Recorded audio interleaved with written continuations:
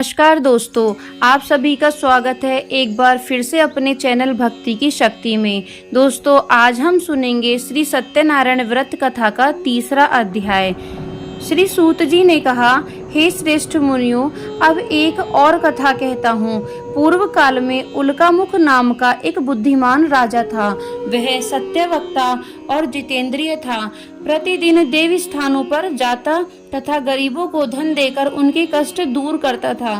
उसकी पत्नी सुंदर और सती साध्वी थी।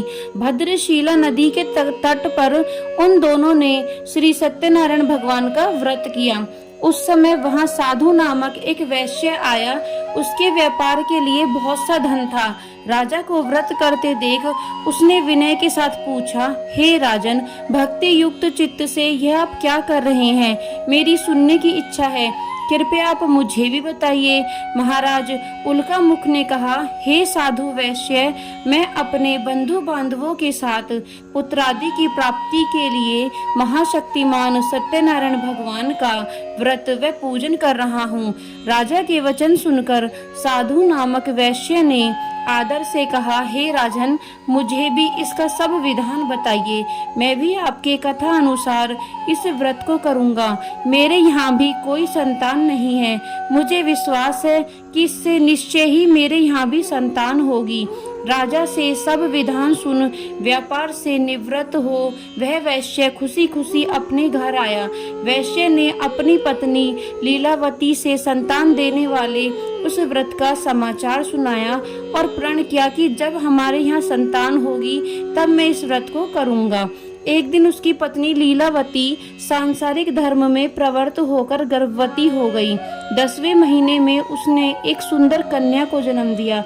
कन्या का नाम कलावती रखा गया। इसके बाद लीलावती ने अपने पति को स्मरण दिलाया कि आपने जो भगवान का व्रत करने का संकल्प किया था, अब आप उसे पूरा कीजिए। साधु वैश्य ने कहा, हे प्रिय, मैं कन्या के विवाह पर इस व्रत को करूंगा। इस प्रकार अपनी पत्नी को आश्वासन दे वह व्यापार करने चला गया। काफी दिनों पश्चात वह लौटा तो उसने नगर में सखियों के साथ अपनी पुत्री को खेलते देखा।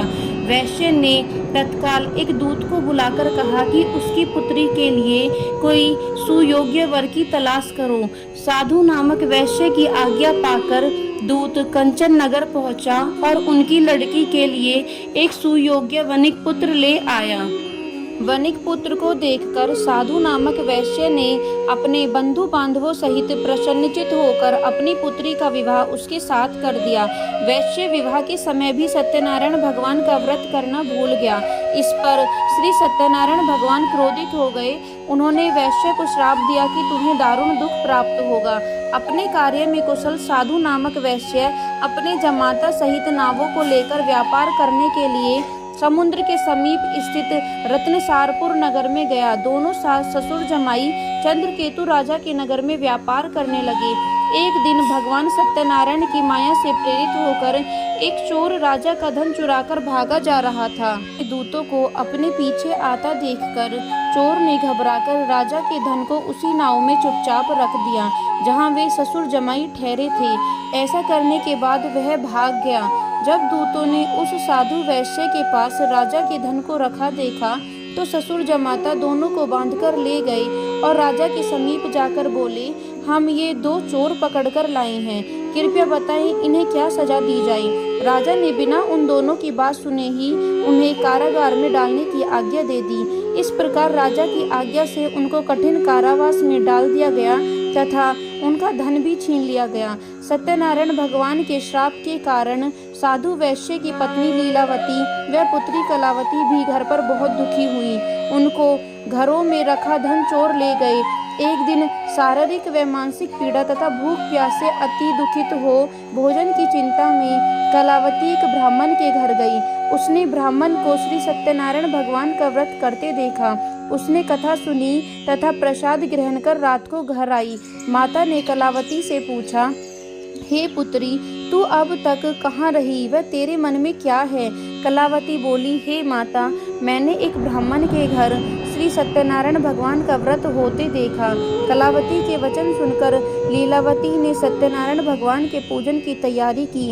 उसने परिवार और बंधुओं सहित श्री सत्यनारायण भगवान का पूजन व व्रत किया और वह वर मांगा कि मेरे पति और दामाद शीघ्र ही घर वापस लौट आएं।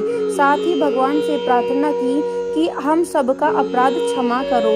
श्री सत्यनारायण भगवान इस व्रत से संतुष्ट हो गए। उन्होंने राजा चंद्रकेतु को स्वप्न में दर्शन देकर कहा, हे राजन, जिन 2 वैश्यों को तुमने बंदी बना रखा है वे निर्दोष हैं, उन्हें प्रातः ही छोड़ दो, अन्यथा मैं तेरा धन, राज्य, पुत्रादि सब नष्ट कर दूंगा। राजा से ऐसे वचन कहकर भगवान अंतर्ध्यान हो गए। प्रातः काल राजा चंद्रकेतु ने सभा में सबको अपना स्वप्न सुनाया और सैनिकों को आज्ञा दी कि दोनों वनिक पुत्रों को कैद से मुक्त कर सभा में ले जाया जाए। दोनों ने आते ही राजा को प्रणाम किया। राजा ने उनसे कहा, हे महानुभावों, तुम्हें भविष्य ऐसा कठिन दुख प्राप्त हुआ, अब तुम्हें कोई भय नहीं है, तुम मुक्त हो। ऐसा कहकर राजा ने उनको नए नए वस्त्राभूषण पहनवाए तथा उनका जितना धन लिया था उससे दूना लौटाकर आदर से विदा किया। दोनों वैश्य अपने घर को चल दिए। इतना कहकर सूत जी ने श्री सत्यनारायण कथा का 3रा अध्याय पूरा किया। बोलो श्री सत्यनारायण भगवान की जय।